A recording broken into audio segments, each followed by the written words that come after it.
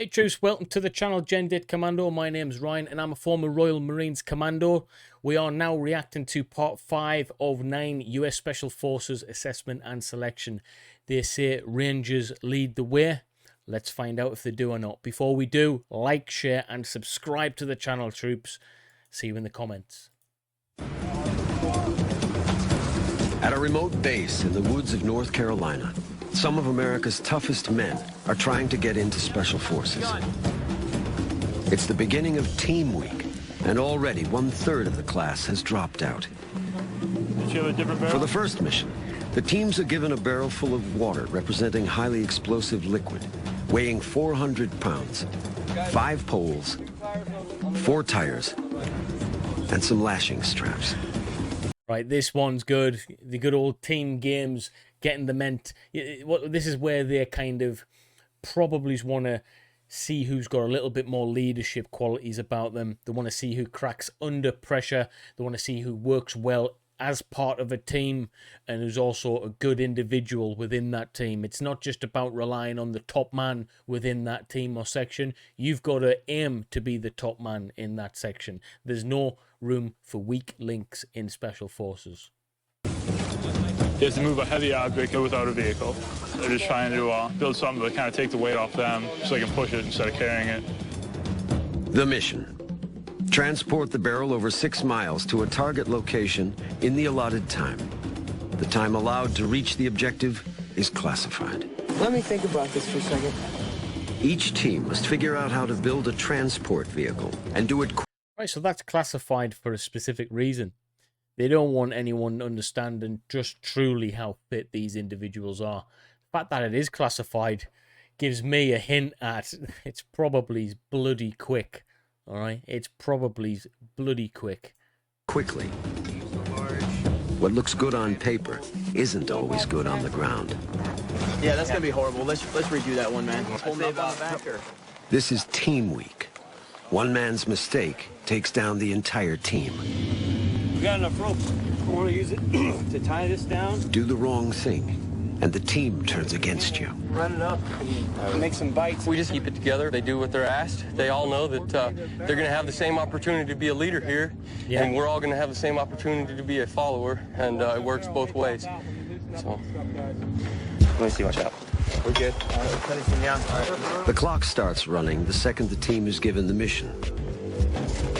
Team 4 rushes through their build and launches first. It's a bad plan. Hold on a second. Hold on a second. The sloppy lashing job has the frame failing under stress. Get 2 guys on these. That's the thing. Do you go for speed and try and getting it done straight away, but it's a little bit raw, it's a little bit sloppy, or do you plan? All right.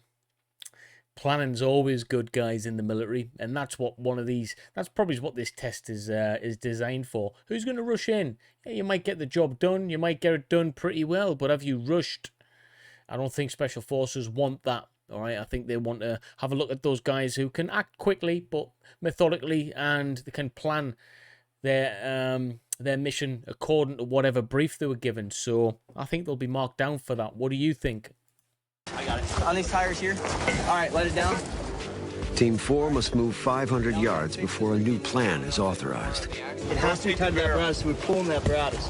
If we're pulling that, we're gonna have the same situation happen, I think. What do you mean, pulling the barrels? Yeah, the rope's got to be The tied. rope's not pulling the barrel. The rope's on the apparatus. As Team 4 loses precious time arguing, the rest of the teams think their builds through. I want that bar up as far forward as possible just so we get the maximize the leverage. A good design uses cross pressure to hold the frames together and distributes the heavy weight over the wheels.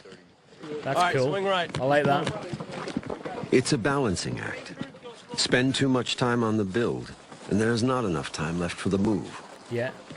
All right, get the tires on that side pushed in too. Rush the job, and the tough mission becomes sheer hell. Yeah. PL had a pretty much textbook plan. He was spot on.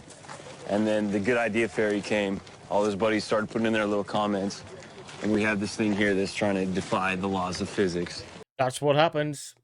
That's what happens. I've experienced that as well. Sometimes, guys, it's good to step back. It's good to be a leader. But if you are not leading that serial, just step back and be a good follower.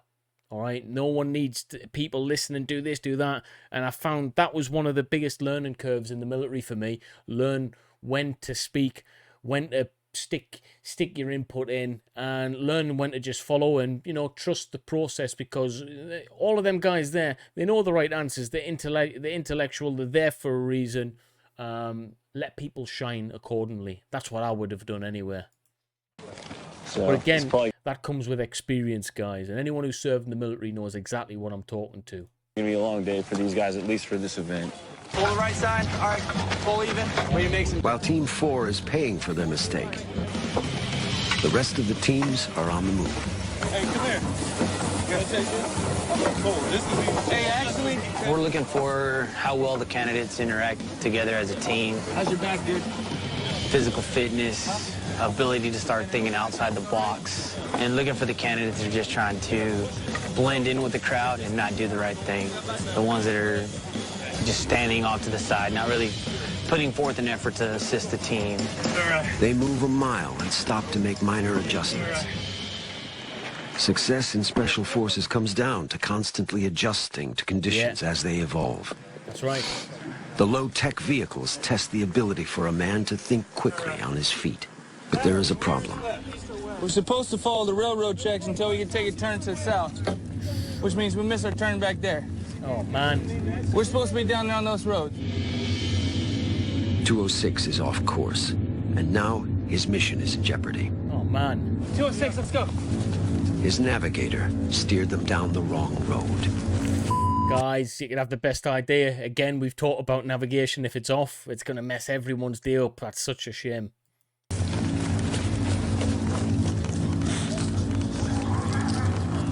Sorry. That's going to zap morale out of the team as well. It's going to, cause arguments. It's going to bringing dispute into the team, and the cohesion just drops apart. All right, it's important that a leader steps in times like this and say, "Hey, listen, we got a task to do. We always, we adapt and we overcome, and we manage our mistakes accordingly." Come on. Pull out your map, candidate. Where do you think you're at? I was thinking we were here. I didn't think we traveled this far.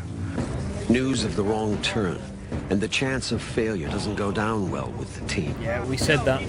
The rope team takes off before everyone is ready. Pull. Hey, watch out. Look out. Stop. Back, candidate.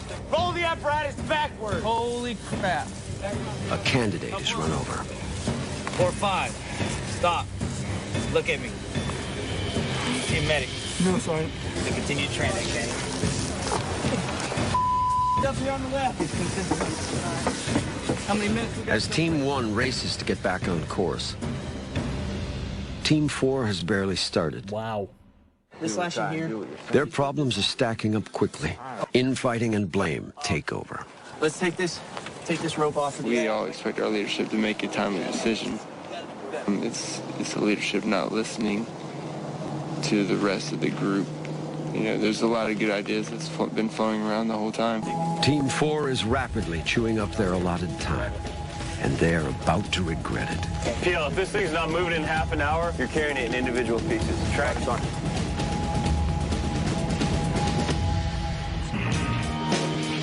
Team 4 is way behind. Wow. You've only gone 50 meters. You guys are gonna have a long, long night. If they can't pull it together quickly, they'll need to hand carry all the equipment over 6 miles. Hey, get off the side. After 15 minutes, there's another breakdown and more arguing. Yeah, once it's a breakdown, what needs to happen is whoever's in charge needs to not be in charge anymore.